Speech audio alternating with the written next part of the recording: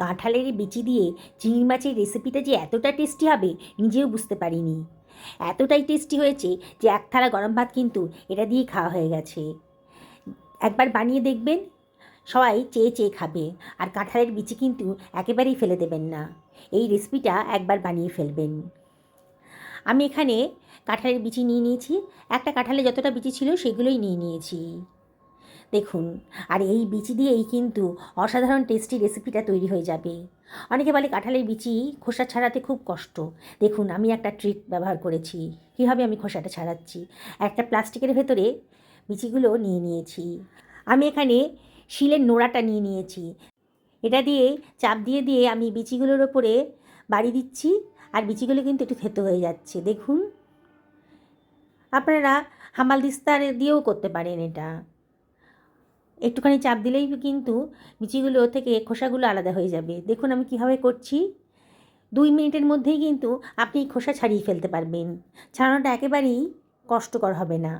দেখুন, প্লাস্টিক থেকে আমি এবার একটা বাটিতে এটাকে ট্রান্সফার করে দিলাম। খোসাগুলো কিন্তু বিচির গা থেকে অনেকটা লুজ হয়ে গেছে। এবার আমি জল দিয়ে দিচ্ছি। জল দিয়ে 2 থেকে 3 বার খুব ভালো করে ধুয়ে নেব। এবারে খুব সহজে কিন্তু বিচিগুলো থেকে খোসাটা বেরিয়ে আসছে। দেখুন কত সোজাভাবে বেরিয়ে আসছে, কোনো সমস্যাই হবে না। আপনি 5 মিনিটের মধ্যেই কিন্তু এক বাটি কাঁঠালের বিচি থেকে খোসাগুলো আলাদা করে ফেলতে পারবেন। দেখছেন তো কতটা সোজা প্রসেস। অনেকে হয়তো এই প্রসেসটা জানেন না, একবার এই টিকটা ব্যবহার করে দেখবেন। অল্প সময়ে কাঁঠালের বীজটা পরিষ্কার করে নিলাম। দেখুন সমস্ত খোসাগুলো বেরিয়ে গেছে। আবার আমি জল দিয়ে ভালো করে ধুয়ে নিয়েছি। একটা প্রেশার কুকারের ভেতরে আমি বিচিগুলোকে ট্রান্সফার করে দিলাম। এবারে আমি এর ভেতরে দিয়ে দিচ্ছি 1/2 টেবিল চামচ মতো লবণ আর 1/4 টেবিল চামচ মতো হলুদের গুঁড়ো দিচ্ছি। 1 চিমটা লঙ্কার গুঁড়োও দিয়ে দিলাম, টেস্টি হবে। আর এর ভেতরে দিয়ে দিচ্ছি গরম জল। জলটা এমন করে দেবো যাতে কাঁঠালের বিচিগুলো ভালো মতন ডুবে যায়, তাহলে সুন্দরভাবে সেদ্ধ হয়ে যাবে। একটু নাড়াচাড়া করে দিচ্ছি। এবার প্রেশার কুকারের ঢাকনাটা দিয়ে আমি 2টো সিটি হতে দেব। গ্যাস ওভেনে বসিয়ে দিলাম। বলেছি না, আজকে কাঁঠালের বীজটা কিন্তু আমি চিংড়ি মাছ দিয়েই করব। চিংড়ি মাছগুলো আগে থেকে ধুয়ে পরিষ্কার করে নিয়েছিলাম। এবার এর ভেতরে আমি দিয়ে দিচ্ছি লবণ আর 1/4 টেবিল চামচ মতো হলুদের গুঁড়ো আর সামান্য 1 চিমটা লঙ্কার গুঁড়ো দিয়ে দিলাম। চিংড়ি মাছগুলোকে ভালো করে মাখিয়ে নিচ্ছি মশলার সাথে। আমি 4খানা ছোটো সাইজের আলু নিয়ে নিয়েছি, এই মাঝারি সাইজের হবে। এবার আলুগুলোকে ভালো করে ধুয়ে পরিষ্কার করে নিয়েছি। এবার আলুর গায়ের খোসাগুলো আমি কেটে বাদ দিয়ে দিচ্ছি। এইবার আলুগুলোকে আমি একটু ডুমু করে কেটে নিচ্ছি। খুব বেশি বড়ও করিনি, খুব বেশি ছোটও হবে না। সমস্ত আলুগুলো আমার কাটা হয়ে গেছে। আমি আলুটাকে একটু লবণ জলে ভিজিয়ে রাখবো, তাহলে আলুর ভিতরে যে স্টার্চটা থাকে সেটা কিছুটা পরিমাণ কমে যাবে। আমার প্রেসার কুকারে 2টো সিটি পড়ে গেছিলো। 5 মিনিট রেস্টে রেখে প্রেসার কুকারের ঢাকনাটা খুলে দিয়েছি। দেখুন, হাত দিয়ে চেপে দেখাচ্ছি, কাঁঠালের বিচিগুলো কিন্তু সেদ্ধ হয়ে গেছে, একেবারে গলে যায়নি, কিন্তু বেশ নরম হয়ে গেছে। এবার একটা চাটনির মধ্যে রেখে দেবো, এই জলটা ফেলে দেবো, দিয়ে সরিয়ে রাখলাম। 2খানা মাঝারি সাইজের পেঁয়াজ নিয়ে নিয়েছি। পেঁয়াজের খোসাটাও আমি কেটে বাদ দিয়ে দিচ্ছি। পেঁয়াজটাকেও একটু রাফলি কেটে নিচ্ছি। আমি 1খানা টমেটো নিয়ে নিয়েছি। টমেটোটাকেও আমি রাফলি কেটে নেব। অসম্ভব টেস্টি একটা রেসিপি আজকে তৈরি হতে চলেছে। এবার মিক্সার গ্রাইন্ডারের ভেতরে আমি দিয়ে দিচ্ছি পেঁয়াজ কুচোনোটা আর টমেটোটা দিয়ে দিচ্ছি। আর এর ভেতরে আমি দিয়ে দিচ্ছি 1 টেবিল চামচ আদা রসুন বাটা, 1 টেবিল চামচ লবণও দিয়ে দিলাম। সমস্ত মশলা এর ভেতরে দিয়ে দেবো, পরে আর বাড়তি মশলা দিতে হবে না। আমি এর ভেতরে দিয়ে দিচ্ছি 1/2 টেবিল চামচ হলুদের গুঁড়ো, 1/2 টেবিল চামচ ধনের গুঁড়ো, 1/2 টেবিল চামচ জিরের গুঁড়ো, আর দিয়ে দিচ্ছি 1/2 টেবিল চামচ লঙ্কার গুঁড়ো। লঙ্কাটা অবশ্যই নিজেদের পছন্দ মতো দেবেন। আর দিয়ে দিচ্ছি কাঁচা পাকা কতগুলো লঙ্কা। এবারে এটাকে গ্রাইন্ড করে নেব, জল ছাড়াই গ্রাইন্ড করে নিয়েছি। দেখুন স্মুথ একটা পেস্ট তৈরি হয়ে গেছে, সরিয়ে রাখলাম। একটা কড়াই গরম করতে দিয়ে দিয়েছি, তার ভেতর দিয়ে দিলাম 1 টেবিল চামচ সাদা তেল। এবার তেলটি যখন গরম হয়ে গেছে তখন আমি চিংড়ি মাছগুলো ওর ভেতরে দিয়ে দিচ্ছি। এবার এগুলোকে একটু ফ্রাই করে নেব, খুব বেশি ভাজতে হবে না। চিংড়ি মাছ খুব বেশি ভাজলে পরে স্টিকি হয়ে যায়, শক্ত হয়ে যায়, মানে খেতে এতটা ভালো লাগবে না। কাঁচা ভাবটা যেন চলে যায় সেটা কিন্তু দেখতে হবে। নাড়াচাড়া করে চিংড়ি মাছটাকে আমি একটু ভেজে নিয়েছি। এবার এটাকে তুলে অন্যটা পাত্রের ভেতর রেখে দিলাম। এবার ওই তেলের ভেতরে দিয়ে দিচ্ছি আলুগুলো, জল থেকে ঝরিয়ে আলুগুলো এর ভেতরে দিয়ে দিচ্ছি। আলুগুলো একটু ফ্রাই করে নেব। বন্ধুরা, রেসিপিটা ভালো লাগলে পরে লাইক শেয়ার কমেন্ট করতে কিন্তু ভুলবেন না। এর ভেতরে সামান্য 1 চিমটা হলুদ আর 1 চিমটা লঙ্কার গুঁড়ো আর 1 চিমটা লবণও দিয়ে দিলাম।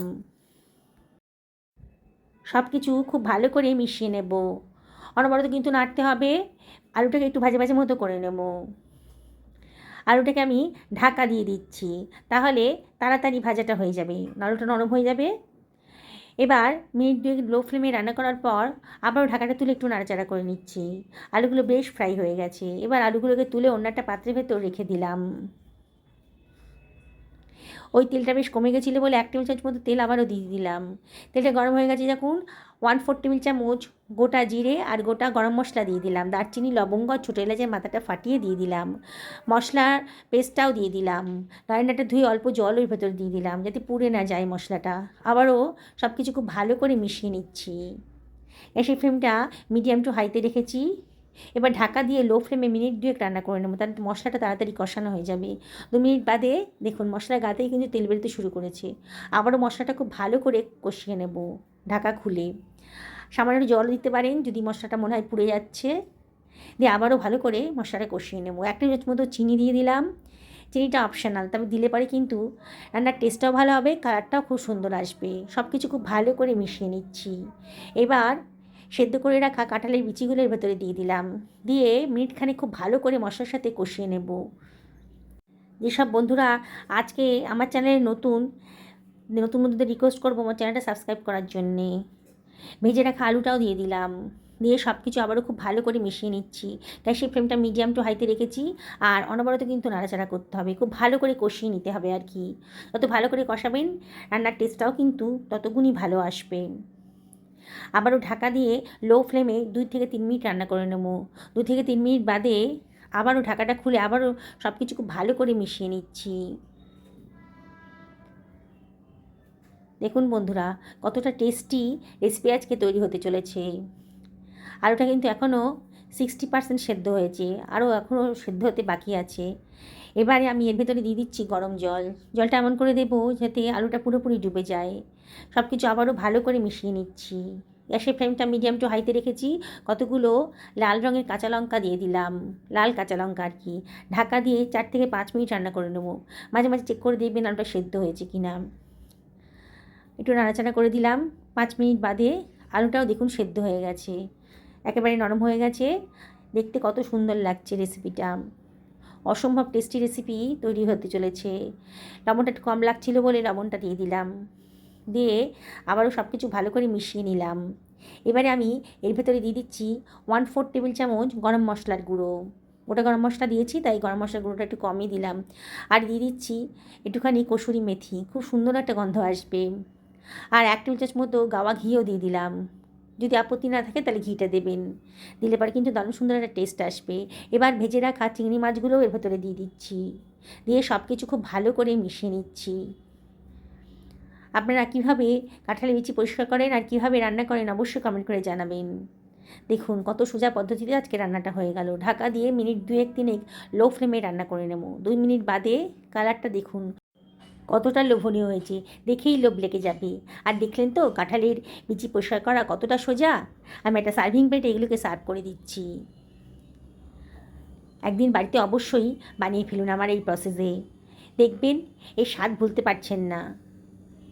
এত সুন্দর দেখতে লাগছে, যাকে খাওয়াবেন না সেই কিন্তু জিজ্ঞেস করবে যে এত সুন্দর রেসিপিটা কীভাবে বানিয়েছেন, রেসিপিটা একটু বলে দিন। গরম ভাতের সাথেই বলুন কিংবা লুচি পরোটার সাথেই বলুন, খাওয়া কিন্তু একেবারে জমে যাবে। 1 থালা ভাত কিন্তু নিমেষেই শেষ হয়ে যাবে, বুঝতে পারবেন না। আবারও আপনাদেরকে রিকোয়েস্ট করব একদিন বাড়িতে বানিয়ে ফেলুন, পরিবারের সকলকে খাওয়ান, নিজেও খান। সুস্থ থাকুন, ভালো থাকুন, নমস্কার।